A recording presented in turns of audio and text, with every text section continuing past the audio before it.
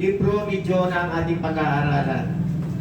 Ngayon, meron ditong 4 stages in the life of Jonah.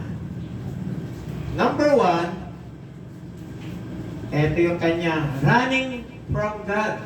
Anong ibig sabihin ng running from God? Ito yung pag-iwas niya sa Diyos. Kung alam niyo yung istorya niya, babasahin natin sa Jonas chapter 1 verse 1 to 2. Nagsalita ang Panginoon kay Jonas na anak ni Amittai.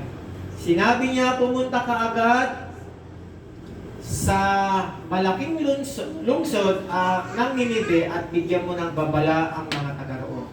Dahil umabot na sa aking kaalaman ang kanilang kasamahan. Para na maintindihan ni Eric. Jonah chapter 1 verse 1 to 2. The word of the Lord came to Jonah, son of Amittai. Sa verse 2, go to the great city of Nineveh. At talagang pagkakapronounce nila doon, Nineveh. Parang Nineveh. And preach against it, because its wickedness has come up before me. So nakita ng Panginoon sa verse 1, sabi ng Panginoon, pumunta ka, Jonah, doon sa Nineveh. Dahil umabot na sa aking paningin yung sobrang wicked. Ang mga tao doon sa lugar ng Nineveh ay mga violente. Grabe, patayan doon, nakawan doon, at ang dami rin prostitute sa lugar na yun. At umabot na sa Panginoon ang klasuklaw na kasamaan na ginagawa ng mga Ninevita. God calls, tumatawag ang Lord. Nineveh, kung alam niyo po, ang Nineveh is the enemy of Israel. Tandaan niyo Kaya nga ayaw pumunta ni Jonah kasi alam niya magulo doon. Mamamatay siya doon ng maaga. Kaya ayaw niyang pumunta.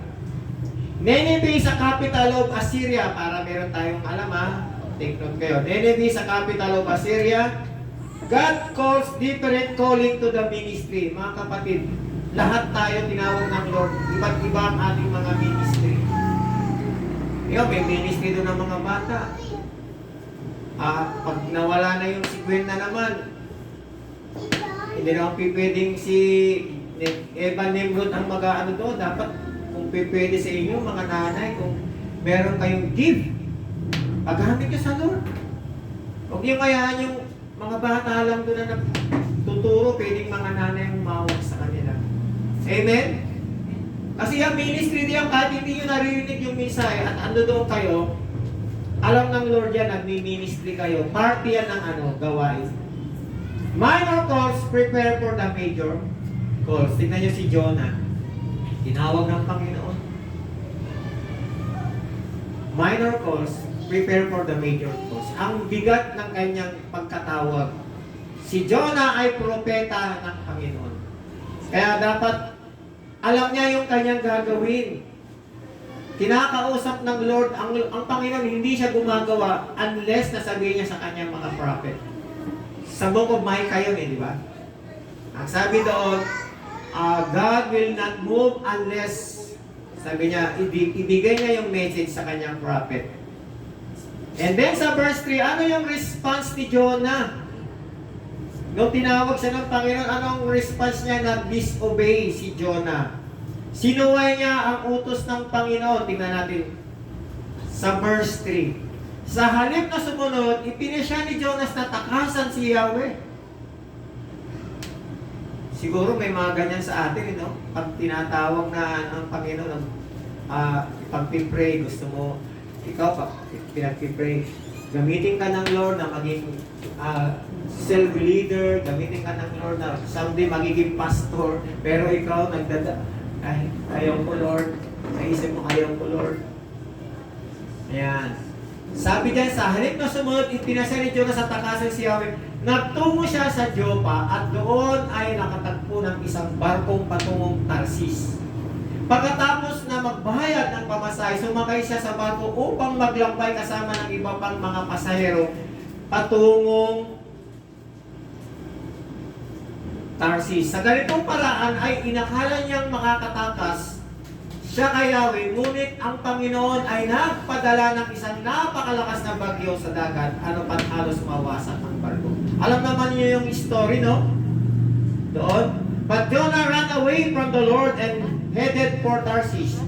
He went down to Joppa, where he found a ship bound for the port. After paying the fare, he went aboard and sailed for Tarshish to flee from the Lord. Tumakas si Jonah. And then sa verse 4 and 5, but God sent a great wind. Nagpadala ang Panginoon ng napakalakas na hangin. Kung titignan yung istorya ni Jonah, habang sila ay pumapalaot doon sa dagat, nakasakay siya doon sa barko, pero si Jonah, dumiretso na siya doon sa baba. At nagpadala ang Panginoon ng napakalakas na hangin at nakita nila maitim ang kaulapan. Nung panahon nila, halos walang ulan.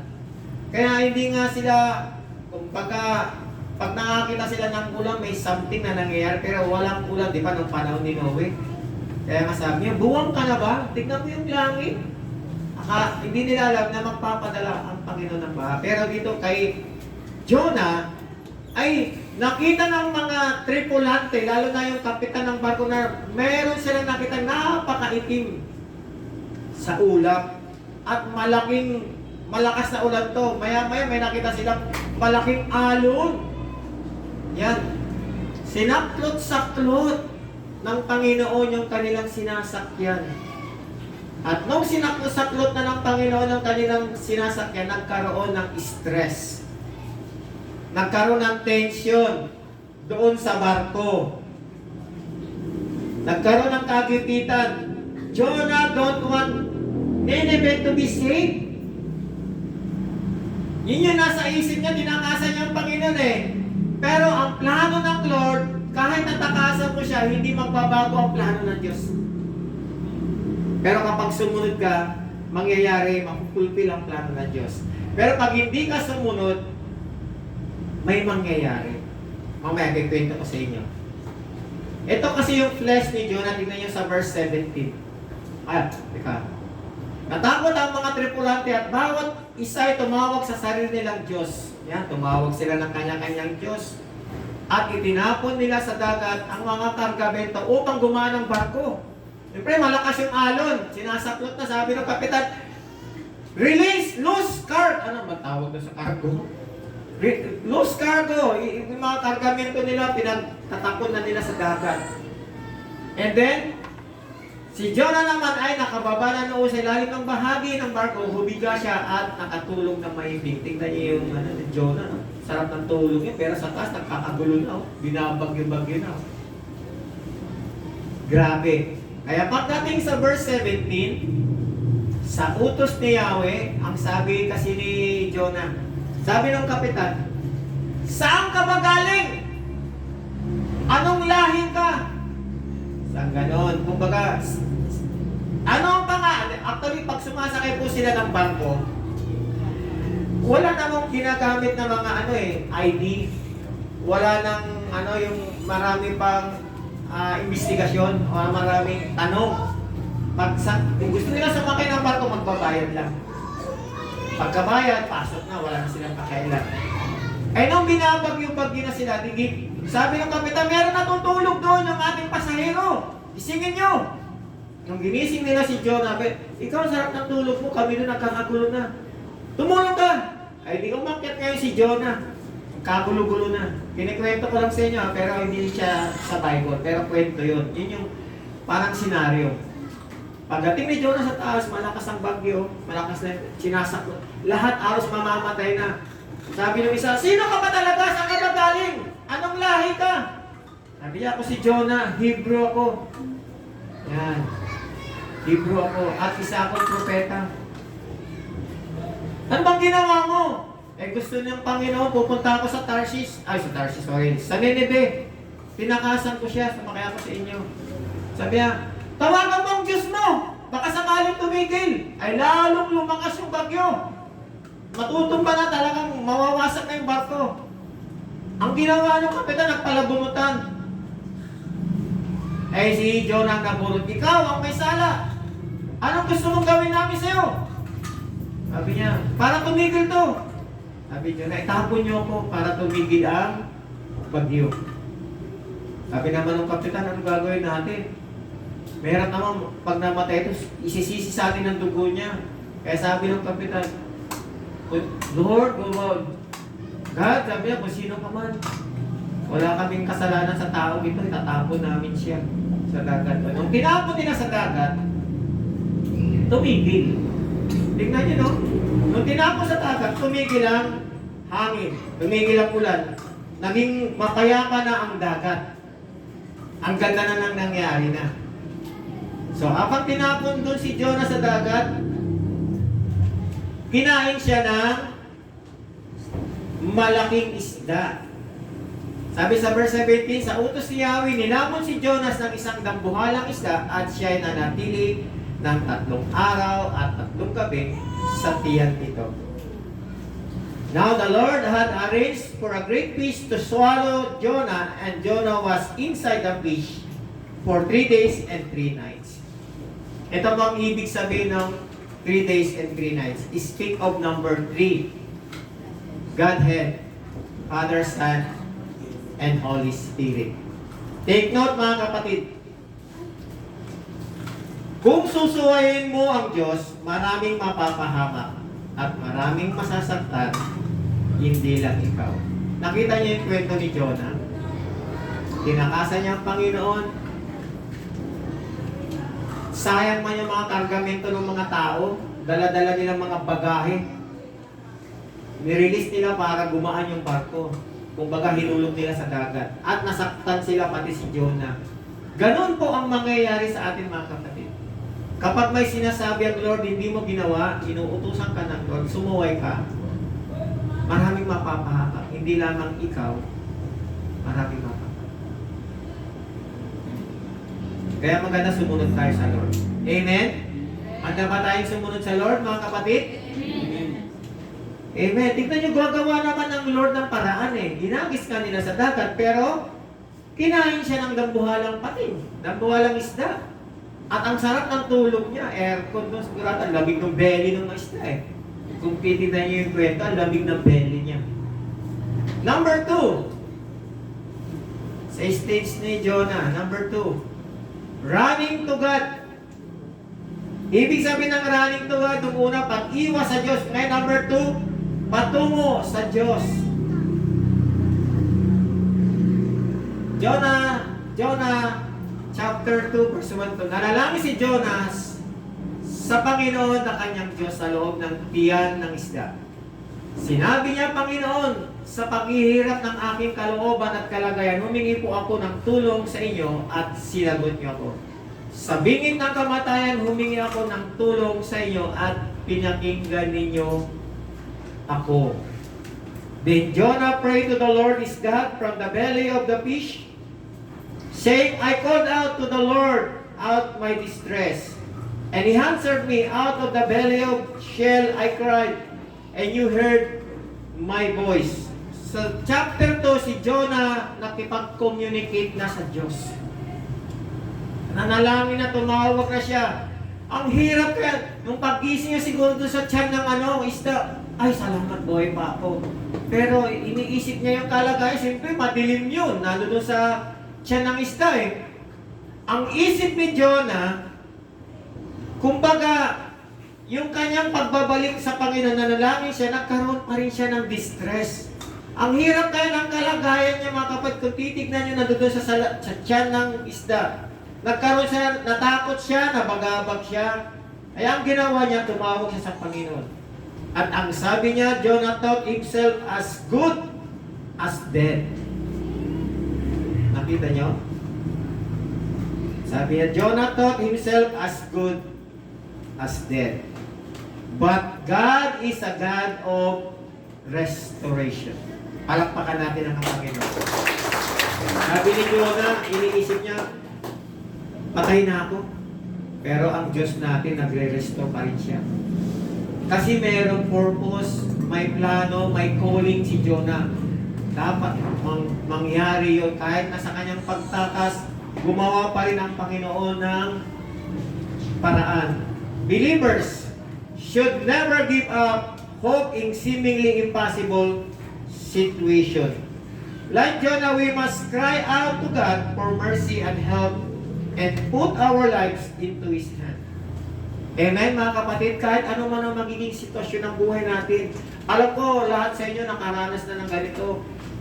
Ano man ang mga pinagdadaanan nyo, pero nire-restore ng Lord. Binibigyan ng Lord ng solusyon. Kaya huwag na tayong mag-give up. Pag may mga konti mga problema, huwag kayong mag-give up. Amen? Iba yung mga pinag-uusapan ninyo. Ha? Pero doon sa inyong sariling problema, huwag kayong mag-give up. Dahil nandyan ang Diyos natin, magtiwala lang kayo. Amen? Amen. Number 3. Jonah running with God. Anong ibig sabihin running with God? Kasama na ni Jonah ang Diyos. Sa chapter 3 ng Jonas, 1-5, muling nagsalita ang Panginoon kay Jonas. Sinabi niya, pumunta ka agad sa Nineveh for the second time. Mga kapatid, then the word of the Lord came to Jonah for the second time. Nung una, di ba, tinakasan niya, gumawa ang Lord ng solusyon. Ako si Jonah ay isinuka ng malaking isda doon sa pagpang ng dagat. And then, nung okay na si Jonah, tulog na naman si Jonah, masarap ang tulog niya, bigla na naman siyang ginising ng Lord. Jonas! Jonah! Yes, my Lord! So sabi ng Panginoon, then the word of the Lord came to Jonah for the second time. Ang sabi niya, pumunta ka agad sa Nineveh, ang malaking lungsod, at sasabihin mo sa mga taga roon ang ipinasasabi ko sa iyo. Verse 3, pumunta agad si Jonas sa Nineveh ayon sa sinabi ng Panginoon. Malaking lungsod ang Nineveh, aabuti ng 3 araw kung ito ay lalakarin. Layo din, no? Pumasok si Jonah sa Nineveh pagkatapos ng maghapong paglalakad, sinabi niya sa mga taga roon, mayroong 40 araw na lamang ang natitira at wawasakin na ang Nineveh. Naniwala ang mga taga roon sa pahayag na ito mula sa Diyos, kaya lahat sila mula sa pinakaaba at ay nagsuot ng damit ng panluksa at nag-ayuno upang ipakita ang kanilang pagsisisi. Maganda pag sa English eh. Go to the great city of Nineveh and proclaim in the message and proclaim to it the message I gave you. Jonah obeyed the word of the Lord and went to Nineveh. Now Nineveh was a very large city. It took 3 days to go through. Jonah began by going a day's journey in the city, proclaiming, 40 more days, and Nineveh will be overthrown. The Ninevites believed God, a pass was proclaimed, and all of them, from the greatest to the least, put on sackcloth.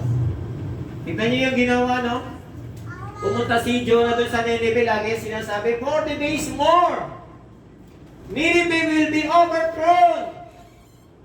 40 araw na lang at ang Nineveh ay itatapon. Gugunawin. Yan ang lagi sinasabi niya. Pangalawang araw hanggang sa umabot na sabi natin, 30 days more, Nineveh will be overthrown. So ang mga tao tingin-tingin, puro magugulong tao na walang pakialam. 20 days more, Nineveh will overthrown. 10 days more, Nineveh will overthrown. Ngayon, yung isang kawal ng hari, lumapit sa hari. Ano ang nangyayari na doon sa labas? Sabi niya, merong isang tao dito, siya ay Israelita, at sinasabi niya nagugunawin na ng Diyos ang lugar natin dahil sobra ng violente. So nag-isip ang hari, sino ba yung taong yan? Ang kwento niya siya ay propeta. Nung pumunta siya rito, tinangasan niya ang Panginoon, pero isinuka siya ng lambuhan ng isda dito sa ating lugar at pumunta pa rin siya, nagtuloy pa rin pumunta para ipasabi ang mensahe ng Diyos. Nagugunawin daw yun dahil super violente daw ang mga tao. At nag-isip yung hari. Tignan niyo po sa verse 7. Nagpalabas siya ng isang proklamasyon sa Nineve na nagsasabi, ayon sa utos ng hari at ng kanyang mga pinuno, walang sino mang kakain. Verse 8, magsuot kayong lahat ng damit ng panluksa, pati ang inyong hayop at taimtim na manalangin sa Diyos. Talikdan ninyo ang masamang pamumuhay at pagmamalupit. Baka sakaling magbago ang isip ng Diyos at mawala ng galit sa atin at hindi na niya lipuin. This is the proclamation he issued in Nineveh by the decree of the king and his nobles. Do not let people or animals, herds or flocks taste anything. Do not let them eat or drink. But let people and animals be covered with sackcloth. Let everyone call urgently on God. Let them give up their evil ways and their violence. Who knows, God may yet relent and with compassion turn from His fierce anger so that we will not perish. Yan o. Sabi ng hari, ito yung gagawin natin, lumabas siya, kinausap niya si Jonah. Tapos nagsalita yung hari. Makinig kayo! Ito ay salita ng hari. Bilang inyong hari. Lahat tayo mag-aayuno, mananalangin sa Diyos. At lahat tayo babalutin natin yung katawan natin ng saklot. Pati hayop, kahit ano dyan, lahat bata, lahat mag-aayuno, magpipray. Hingi natin ng tawad kasi violenteng lugar yan yung Nineveh, magulong lugar. God is calling now urgently to turn our wicked ways, mga kapatid. Grabe na ngayon ang yubang pamumuhay ng tao. Minsan, malit lang na bagay na pag nalalaki. Hindi natin naiisip ang ginagawa natin bago tayo umaksyon. Malit lang na bagay, napapalaki pa. Minsan chika-chika lang, napapalaki pa. Minsan, konting narinig, nagtatampo na. Wala nang ano. Hindi man tayo pumapatay dahil wala sa atin, pero wala rin tayong kakaiba sa kanila. Kung yung konti bagay, pinalalaki pa. Imbis na madaling ayusin, tumatagal pa at natatanim pa sa puso, hindi na ma-release dahil itinanim na, inalagaan na. It was our responsibility to deliver the message whether the unbelievers receive it or not. Mga kapatid, ito yung assignment natin. Responsibility natin na i-deliver ang mensahe sa mga hindi mananampalataya. Tanggapin man nilang hindi, sabihin ninyo. Patanggapin ninyo sila. Pag may pagkakataon, patanggapin ninyo. Amen? Teka, dapat tanggap ko na ba siya? Maraming pangalan nakalimutan ko. Ron? Rose? Tinanggap mo na ba ang Panginoon bilang Panginoon tagapagligtas mo? Tinanggap mo na? Kumbaga, Rose, kumbaga born again ka na? Ano? Tinanggap mo na? Tinanggap mo, okay. Pagka tinanggap mo na, minsan lang yun. Huwag nang ano, kasi may mga taong matagal nang mananampalataya, 3 years, 4 years, 5 years na mananampalataya, 6 years, 10 years. Pag merong mga, sabi na natin mga crusade, sinong gusto tanggapin ng Panginoon? Lalapit pa rin sila, magpapatanggap pa rin. Diyos ko po, hindi nyo minsan nyo lang isupong buhay tanggapin ng Panginoon bilang tagapagligtas. Okay na yun. Huwag na kayong lagi-lagi niyong isinusuko, tinatanggap niyo sa Diyos. Minsan lang. Amen. I-work out ninyo ang inyong salvation. Anong sabi sa verse 10? Nung nakita ng Panginoon yung kanilang ginawa, nakita ng Diyos ang kanilang ginawa kung paano nila tinalikuran ang kanilang masasamang pamumuhay. Kaya nagbago ang kanyang isip at hindi na niya nilipol ang mga taga-Nineve gaya ng kanyang sinabi noon. When God saw what they have done and how they had put a stop to their evil ways, He changed his mind and did not carry out the destruction he had threatened. God did not punish Nineveh. His compassion brings them. Nakita nyo? Kapag tayo ay mananalangin, mag-inulsol sa Ginoo, hingi ng tawad sa Panginoon, mag-pray and fast. Yan.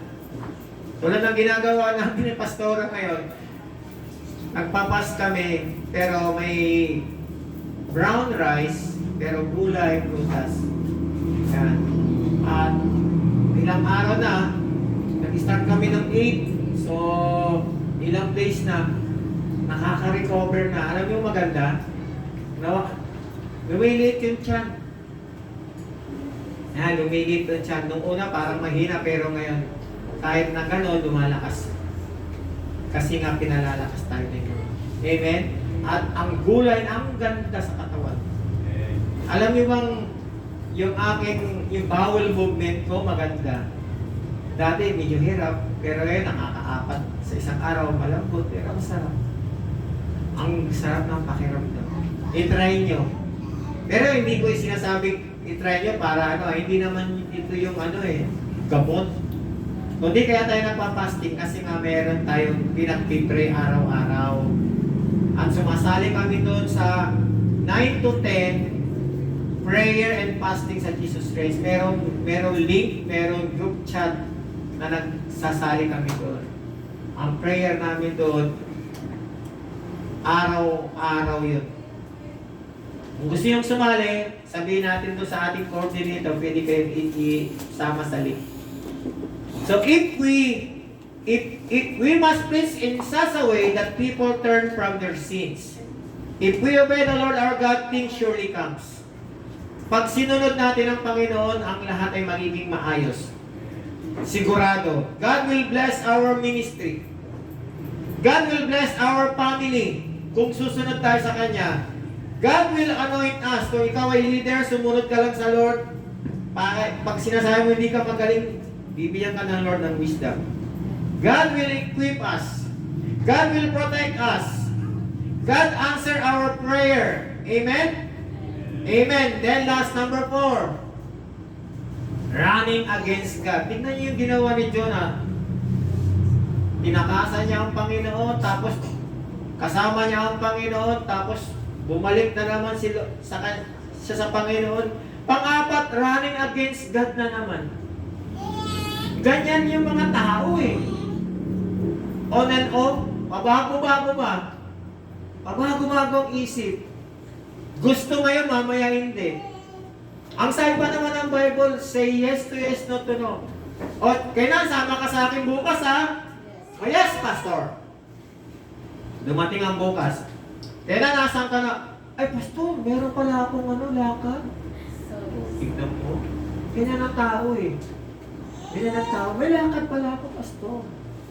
O, kailan sa Sabado, sama ka sa akin, ha? O, di, ano ba naman, sabi ni Luke, linggo ngayon. Sa Sabado, sama ka. Oh, yes, pastor. Di ako agad matagal pa Aba, pagdating ng Sabado. Kaya na, saan ka na? Ay, pastor, mayroon ka rin pupunta niya ganito Bago. Say yes to yes and no to no. No? Kuya?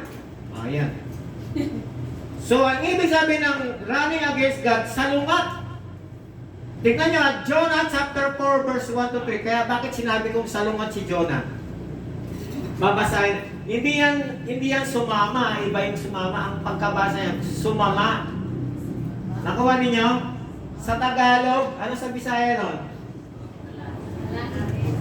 Ayan. Kasi pag binasa mo yan ng sumama, ibig sabihin, nag-join. Pero pag sinabi mong mabilis, sumama ang loob ni Jonas dahil sa pagpapatawad ng Panginoon sa Nineveh. At galit na galit siya. Sinabi niya sa Panginoon, talagang hindi ako nagkamali nang sabihin ko noong naroon pa ako sa aming lugar. Nakaawaan mo ang mga taga Nineveh. Kung magsisisi sila, ayaw nga pumunta ni Jonah Sa una pa lang, ayaw niya pumunta ng Nineveh dahil alam niya ang Diyos ay mapagpatawad, maawain. Ganun siya. Pero sabi niya, dahil alam ko na mahabagin kang Diyos at mapagmalasakit, Mapagmahal ka at hindi madaling magalit. At handa ka nang magbago ng isip na hindi magpadala ng parusa. Yan ang dahilan kung bakit tumakas ako papuntang Tarshish. Kaya Panginoon, kunin mo na lang ako dahil mas mabuti pang mamatay ako kaysa mabuhay. Nagalit na si Jonah. Lord! Yan ang sinasabi ko sa'yo, inumpay. Kaya nga tinakasan kita eh. Ngayon pinabalik mo ako doon. Nangaral ako doon. Itinaya ko ang buhay ko. Nagreklamo na, no? Sinubo ko na yung buhay ko. Kahit alam kong mahirap. Pero, anong nangyari? Sabi niya, anong nangyari? Panay ang tingin ni Jonah eh. Panay ang tingin niya doon. Nung nangaral na siya, after ng 40 days, di ba 40 days na ngayon, sabi ng mga, Jonah, huwag ka muna alis! Dito ka muna! Hindi! Hindi na alis na ako! Gugunawin na ng Diyos yan eh, bahala kayo. Layo-layo siya sa bundok. Yan, lumayo-layo na siya. Gumawa siya ng kunting lilim. Habang pinagmamasdan niya, wala pa rin. Tumirik na yung araw. Naku, wala pa rin gunaw. So napagod na siya. Humiga na lang siya. Ngayon, nung pagtulog niya, nagpatubo ang Diyos ng halaman para maliliman siya. Kasi nga, mainit eh, abutin pa ng gabi. Sumahamog. Nagpano na ng Diyos ng tubo, nagpatubo. Sarap ng tulog ni Diyos. Hindi niya alam na nagpatubo ang Diyos ng halaman. Nung nararamdaman niya, uy, pag gano'n niya, press na dahon. Lalaki. At may bunga pa. Sabi, yes, makakakain ako. Nakahawak-hawak na bunga. Yes, Lord, thank you. Tulog ulit siya. Aba nung paggising niya ng umaga, may naririnig siyang uod. Parang gumagapang-gapang yung uod. Kinain na yung halaman, natuyo na, pati yung bunga paggising niya. Ano nangyari dito? Ay, nagalit na ngayon si Jonah. Nagalit na ngayon si Jonah. Tignan nyo ha. Nagalit. Sabi ito, running against God, tumakbo nagalit talaga si Jonah, ayaw niya na. God cannot move greater things to Jonah. Why? Because of its attitude. Hindi mga kilos ang Panginoon sa atin kung ganito yung magiging attitude natin. Susunod tayo ngayon hindi. Tapos mayroon lang konting bagay na hindi naman ikaw ang magagalit ka sa Lord. Lord, bakit? Pwede ko sabihin, nagkaroon ng konting problema. Lord, bakit? Sinisisi natin ang Diyos. Tignan nyo sa verse 10 and 11. Sinabi sa kanya ng Panginoon, nang hinayang ka nga sa halamang iyon na sumubo sa loob ng lamang ng isang gabi at nalantarin agad sa loob din ng isang gabi. Kahit na hindi ikaw ang nagtanim o nagpatubo, ako pa kaya ang hindi manghihinayang sa malaking lungsod ng Nineve na may mahigit 120,000 tao na walang alam tungkol sa aking mga kautusan at marami rin silang mga hayop. But the Lord said, you have been concerned about this plant. Though you did not tend or make it grow, it sprang up overnight and died overnight. Verse 11, and should I not have concern for the great city of Nineveh, in which there are more than 120,000 people who cannot tell their right hand from their left, and also many animals. Nakita niyo mga kapatid yung sinabi ng Panginoon? Pabihira ka, Jonah, concern ka dun sa pinatubo kong halaman na nagbigay ng lilim sa'yo, kinaumagahan, patay din. Sumasama ang loob mo na hindi naman ikaw ang nagtanim niyan, hindi naman ikaw nagpatubo. Hindi mo ba alam na ako'y concern doon sa mga tao, 120,000 ang mga tao dyan sa Nineveh. Tapos gusto mong gunawin ko? Dahil inutos ko sabihin mo sa kanila, bugunawin ko Nineveh sa loob ng 40 days. Hindi ka ba nakita niyo yung puso ng ating Panginoon? Hindi niya gusto mapahamak yun. Nagpadala siya ng mensahero para sabihin sa kanila na bugunawin, pero gumawa ng hakbang ang hari ng Nineveh, kaya sila na-save. God tell him, make a sense, put your mind in good things, sabi niya kay Jonah. Isipin natin yung mga mabubuting bagay. Baka makikita mo yung mga adik-adik dyan, yung mga magugulo dyan. Pag-pray nyo. Huwag yung sinangayahan, pag-pray nyo. And then pagka kumilos ang Lord, lapitan nyo. Huwag kayong matakot. Kasi gusto ng Lord masave ang mga tao. Amen? Ito yung gusto ng Lord. Dito na ako magkukonclude. Ito mga kapatid. Hebrew 10:31. It is a dreadful thing to fall into the hands of the living God. Kakilakilabot ang mahulog sa kamay ng Diyos ng buhay. Kakilakilabot. At ang sabi ng Panginoon sa Jude 1:23, snatch others from the fire and save them. Agawin nyo ang mga nasa apoy at iligtas sila. The city of Nineveh had more than 120,000 inhabitants. The book of Jonah illustrates the biblical truth that God does not want anyone to perish, but everyone to come to repentance, forgiveness, and eternal life. People's fundamental problem today was not dedicated first and foremost to God's will. Believers was more concerned about physical security. Hindi sila concerned din sa inuutos ng Lord o ang kalooban ng Diyos sa kanila. Ang lagi nilang concern yung kanilang physical security. Ano yun? Yung rice. Hindi si Christ. Rice ang iniintindi, not rice. Physical security. Pero yung God's will and Lord, hindi sila masyadong concerned. People today can be committed to the success of the church. Yun, tinitignan nila pag maganda ang church, successful, yet not really be committed to God's will, purposes, and holy standard as revealed in the Bible.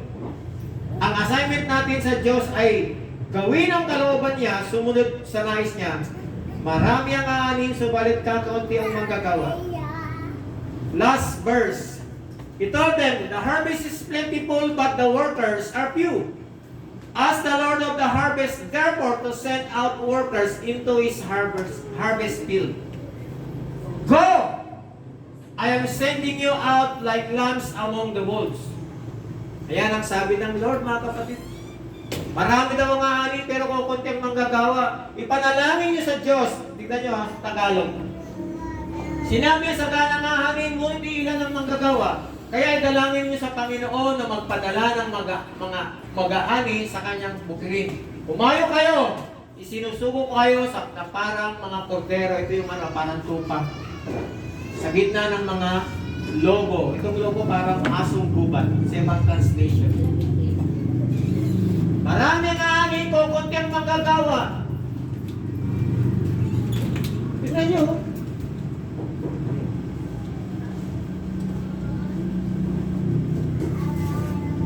Ayun o. Ask the Lord, sabi niya, the harvest is plentiful, but the workers are few. Alam niyo bang nangyayari ngayon mga kapatid? The harvest is plentiful, but the workers are frozen. Hindi nakakilos, naninigas, steady lang. Frozen. Ayaw magpagamit sa Lord. Mga kapatid, yung ating Panginoon, hari ng mga hari. Panginoon ng Panginoon, Diyos ng mga Diyos. Makapangyarihan Diyos. Bakit ayaw natin paglingkuran ng buong puso? Lagi na lang natin tinitignan yung physical security natin. Bakit hindi niyo pagkatiwala sa Panginoon ang buhay niyo? Ang pangangailangan niyo? Kung nagtitiwala kayo, pinatawag yung Panginoon, magtiwala kayo sa Kanya. Sabi nga nung ito, narinig ko to sa ibang preacher ha. Hindi ako ha. Tinatawag yung Panginoon, tapos hindi naman kayo nagtitiwala sa Kanya, huwag mo tawagin Panginoon. Nakuha niyo ako? Nagigit niyo? Huwag yung tawagin Panginoon, dahil pag mayroon ka Panginoon, siyempre tayo, servant. Tama, slaves. Pero ang sabi nga ng Biblia, itinuring tayo o ginawa tayong mga minamahal niyang anak. Eh bakit ayaw natin sumunod sa Panginoon? Ayaw natin maglingkod sa Panginoon.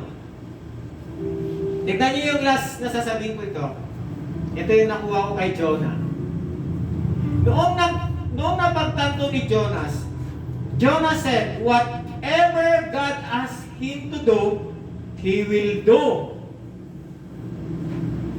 Napag-isip-isip niya kung ano man ang iuutos ng Panginoon sa kanya, gagawin niya. Tayo ba? Gagawin ba natin, mga kapatid? Hello? Atahimik. Kung anong inuutos sa inyo ng Panginoon, gagawin ba ninyo? Mahina eh. Mga kapatid, alam ng Diyos ang laman ng puso at isipan natin. Wala tayong pwedeng itago sa Lord. Pag sinabi niyong amen, say yes to yes, no to no. Hindi tayo pwedeng magsinungaling. Hindi tayo pwedeng magbiro-biro. Pag sinabi mong yes, yes. Pag sinabi mong no, no. Ganon si Lord. Kung magpapagamit ka, gagamitin ka ng Lord. Huwag kayong matakot, mga kapatid. Huwag kayong matakot. Hanggang ngayon pa nga, ano ba ang kalagayan natin? Maganda pa yung kalagayan natin. Dahil hindi pa tapos ang Panginoon. Di ba sinabi ng Biblia, yung sinimulan niya, tatapusin niya. Gusto niya namang ma-fulfill yung plano niya sa buhay natin. At kapag hindi tayo sumunod, sayang yung opportunity. Gusto natin makapunta sa langit, gusto natin magkaroon ng everlasting life, pero hindi natin ginagawa yung will ni Lord. Will natin ang nasusunod. Hello, mga kapatid. Hindi ko sinasabing huwag kayong magtrabaho kayo. But, kung anong pinagagawa ng Lord sa inyo, gawin ninyo. Amen? Amen ba, mga kapatid? Amen. Amen. So, tumayo tayong lahat. Tayo manalangin. Thank you, Abigail.